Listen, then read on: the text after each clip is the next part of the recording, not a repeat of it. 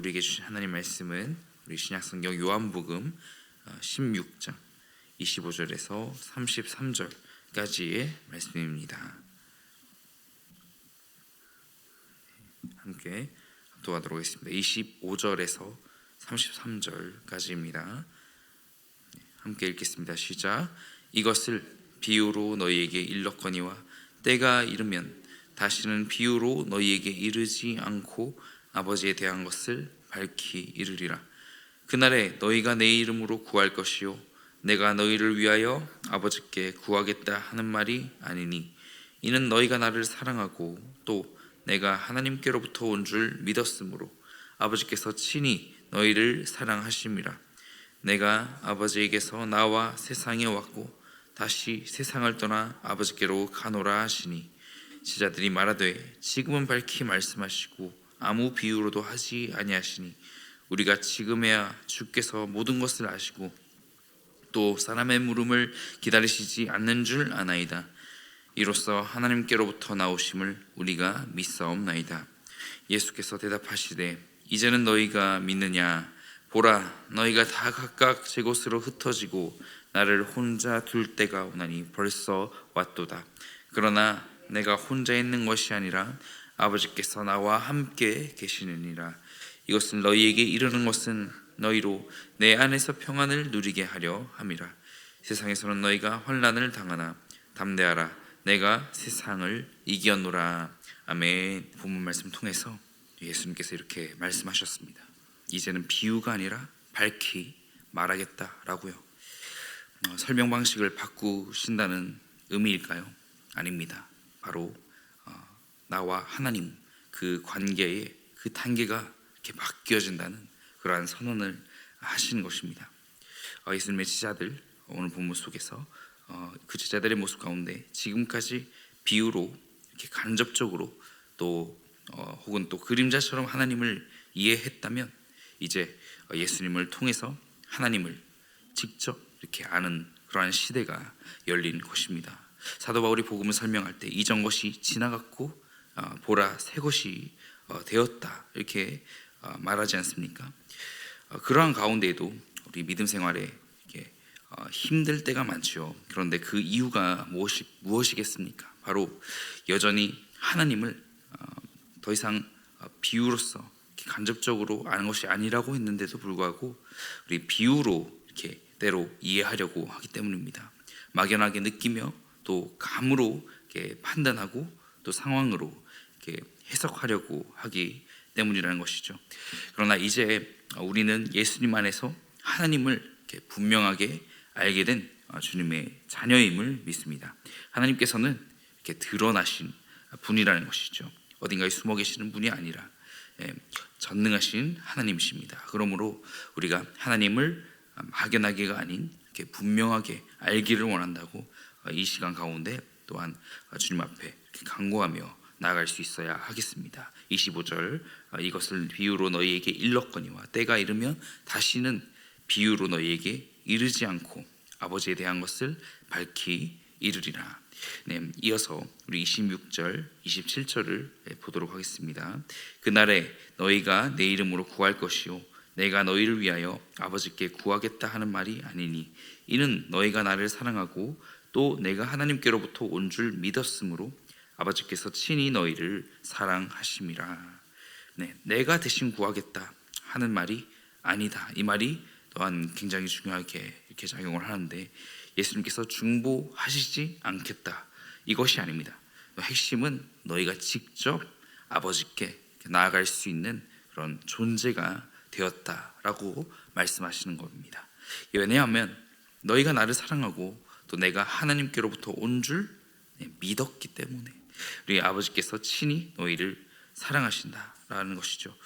복음의 핵심이 이것입니다. 우리는 하나님께 두려움으로써 이제 기도하는 존재가 아닌 이미 사랑을 받음으로써 친밀함 가운데 기도하는 존재라는 사실입니다.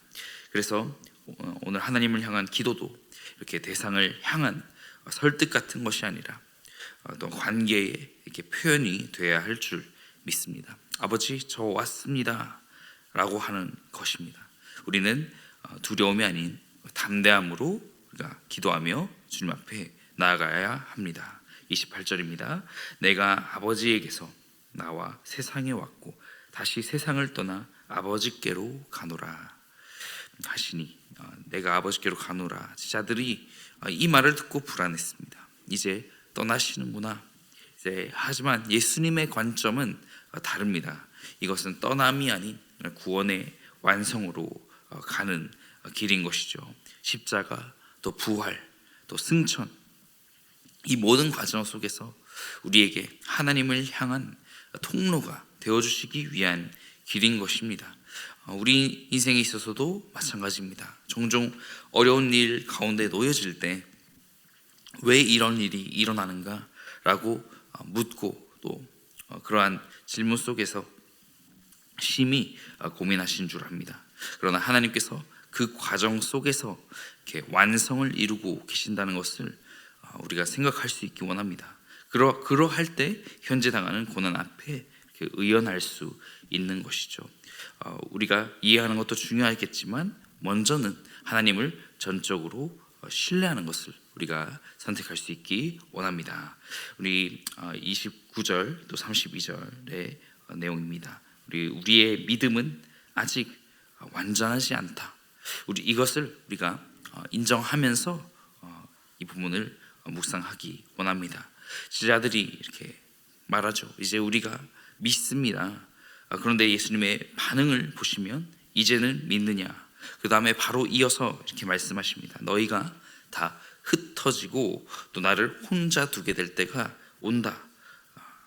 이것이 굉장히 현실적인 이런 말씀을 하신 것이죠. 제자들이 믿는다고 고백했지만 그 실제 상황 앞에 이렇게 무너지고 있는 것입니다. 이것을 보면서 저와 여러분 가운데 있는 모습을 이렇게 발견할 수 있기를 원합니다. 믿는다고 말하지만 우리 상황이 또한 달라지거나 또 어떠한 또 큰 일이 닥쳤을 때 그 믿음이 흔들리고 또 두려워지고 또 도망가고 싶어지는 우리의 실제 모습이자 이 현실을 말이죠. 그런데 중요한 것은 이것입니다. 예수님께서 우리의 그러한 연약함, 정말 다 흩어져서 또 주님을 홀로 이렇게 두는 그 상황, 그러한 연약함을 이미 알고 계신다라는 것이죠. 또 그럼에도 불구하고 주님께서는 우리를 버리지 아니하신다.